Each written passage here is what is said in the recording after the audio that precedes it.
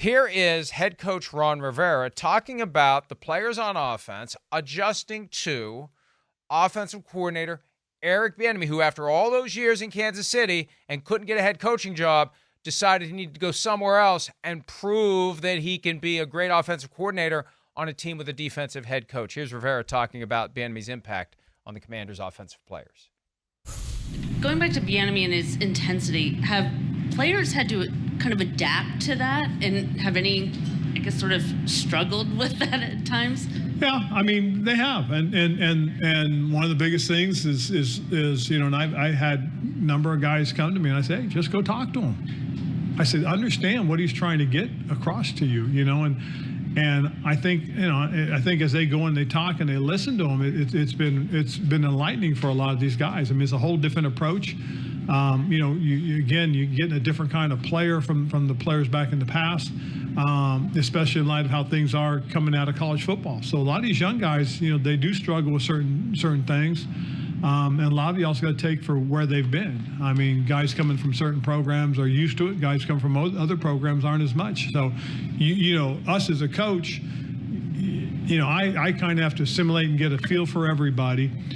Eric has an approach, and it's the way he does things, and he's not going to change. And because he believes in it, Jack has his approach. Having been a head coach, I think Jack has a tendency to try and figure guys out a little bit more, as opposed to, hey, this is it, this is the way it's going to be, that type of stuff. Where Eric hasn't had that experience yet. And just when they came to you, it was just they felt like Eric was riding them too hard, or? Well, they just were a little concerned. I love studying facial expressions, demeanor, manner of responding to questions. And didn't it seem at first like that question was either expected or planted? The way he responded, it was like he was waiting for the button to be pressed so he could start giving the answer that he was going to give. Didn't it come off that way to you? I hear you there. I wonder if he was getting some of those questions already, a little bit off to the side, or when you're coming off the field or something like that. I know what you mean. It seemed like he was ready for it for sure. There's a part of me that may be. And listen, coaches, they send messages. Maybe this was a message a little bit to Eric Bieniemy to, hey, this is something maybe you can improve about your coaching style. And he says it there to kind of send that message. He said it. He was delicate with it. I don't think he went overboard with it. My thing is this, Mike. This is where I really look at it, right? We know this. We know that Eric Bieniemy is no nonsense, no BS. Probably part of the reason he's not a head coach and got stuck there in Kansas City so long, because I think he's frank and curt and everything with owners and whoever. But the thing I look at, Mike, so many players don't really realize what the work and what has to be done to be a championship football team, right? They don't. They think they know. They've been told stories and whatever else. But there's a reason we hear, Nick Saban, it's brutal there, right? Kirby Smart in Georgia, it's tough, right? Oh, Bill Belichick training camps, torture, right?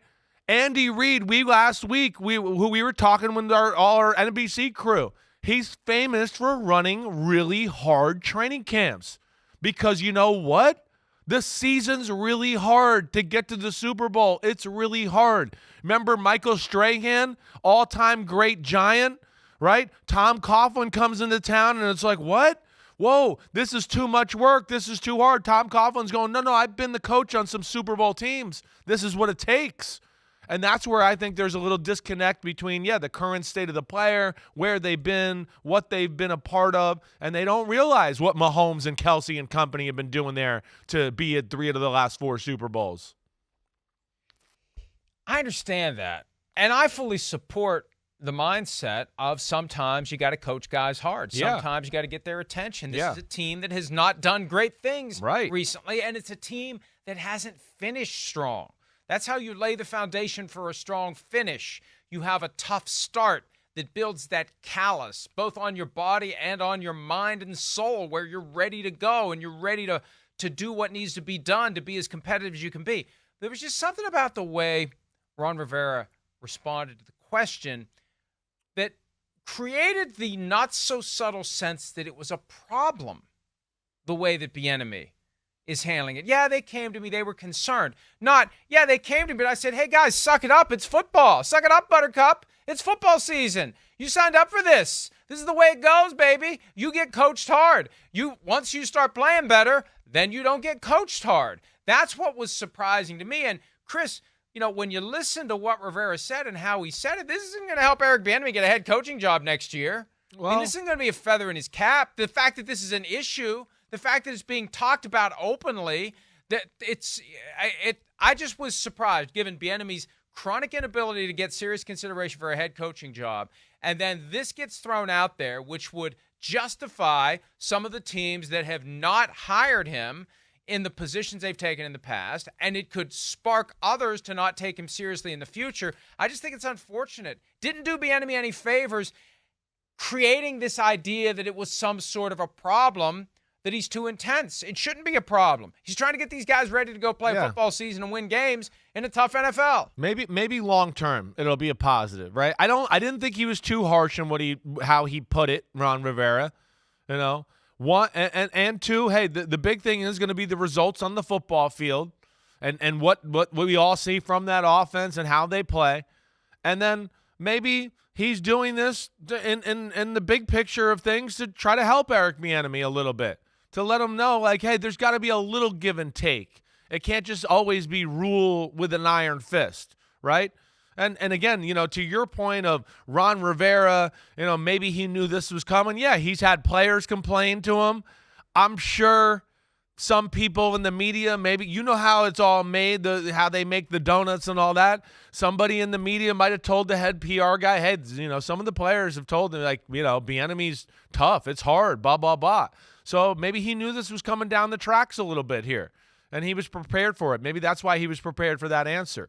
But Eric Bieniemy's probably sitting there going, wait. Sam Howell, Terry McLaurin, Jahan Dotson, all these guys, he's going, you think hard work and all that. It's got to go to another level. We were there, Mahomes, Kelsey, Tyreek Hill. Nobody said a peep. We just go to work. We did it. And he's trying to create that culture, and it can be shocking to teams when you haven't been a part of that for a while. You see that all the time. So hopefully in the big picture of things, this does, a solid for Eric Bieniemy. But again, I didn't think Ron Rivera, at least the way he said it, was too critical of it. Maybe could have backed him up a little bit more, like you said. And hopefully this doesn't become an issue as we continue through training camp. And I remember when the Panthers were on the Amazon All or Nothing series. Ron Rivera, a very different guy when he's pissed off in the locker room at halftime of a game where they're getting their asses kicked by the Pittsburgh Steelers. So he knows how to bring the intensity when he needs to bring the intensity. So it's not like he's the exact opposite of Eric Bieniemy.